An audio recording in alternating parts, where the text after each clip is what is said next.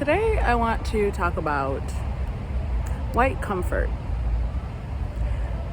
Like, I never understood what this meant, but I remember a chart, maybe I'll paste it here, that talked about different facets of white supremacy.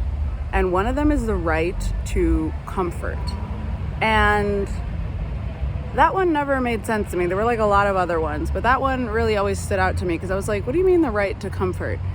And then I lived life and I realized, oh yes, that makes sense. Also, shout out to the fact that this sunblock is white supremacy because you can see all the zinc oxide. Why don't we have tan sunscreens that are also yucca approved? Anyways, and white comfort will look like, for example, if you are in a situation where you're hurting and a white person is in a situation where they are benefiting from that hurt, you hurting less not necessarily being a given. I had a conversation this week that was very interesting, and it basically boiled down to me going, I'm suffering, and this person going, well, that's not good, but also I think you need to just understand this is the way things are. And I found that like a very interesting reaction because I didn't find it very empathetic, but I was also like, I've also grown up in a lot of predominantly white spaces, and I somewhat expected that reaction, but I think I've never really deconstructed it till now. And it's the concept that like, you need to essentially accept this and get over it, which, mind you, if I were to reverse the roles, which I have been the one advocating for and protecting this person's comfort before. So that's crazy that they could essentially turn around and be like, yeah, but that's just like, I think you need to just like reframe your mindset and be okay. And I was like, what if when you were suffering, I hit you with the, yeah, but that's just the way things are though, girl. And I just thought it was just such an out of body experience. And I think probably previously I would have like dissociated. I also remember a time where I went to this club and I was walking around it, and the person giving me the tour was like, what do you think? What do you, blah, blah, blah, blah, blah. And I was like, you know, some people were nice, but some people didn't seem like friendly to be approached, or like my presence was welcome here. And I was like, well, she was like automatically, like without doing it, she was like, well, you know, everybody's just doing their own thing, you know, like everybody's in their own world.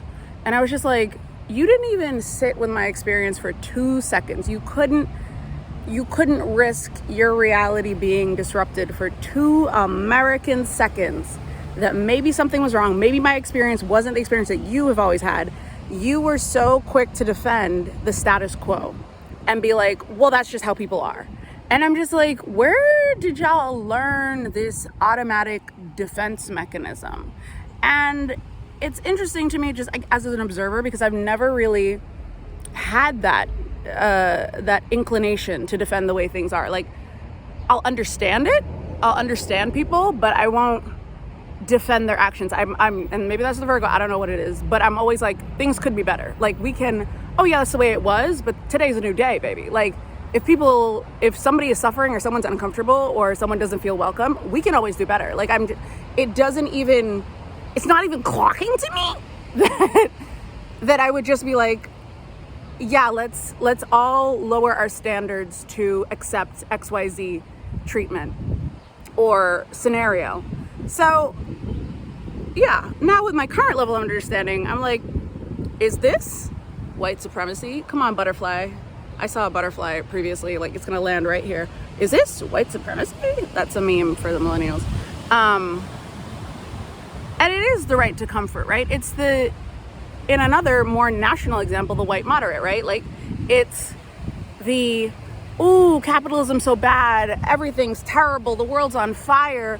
Okay, let's start reconstructing a system that maybe decenters capitalism and actually redistributes wealth for, So what we wanted to vote change into place. But once you start getting rid of voting, we don't know about that. We don't know what, because you realize that you have a certain power in this society If you didn't believe you had the power, then you wouldn't be afraid of mixing up the power structure. The only people not afraid of mixing up the power structure are people who have some kind of form of innate power. So MLK, I think, once said something, the white moderate is, or is it James Baldwin? Baby, put the quote here.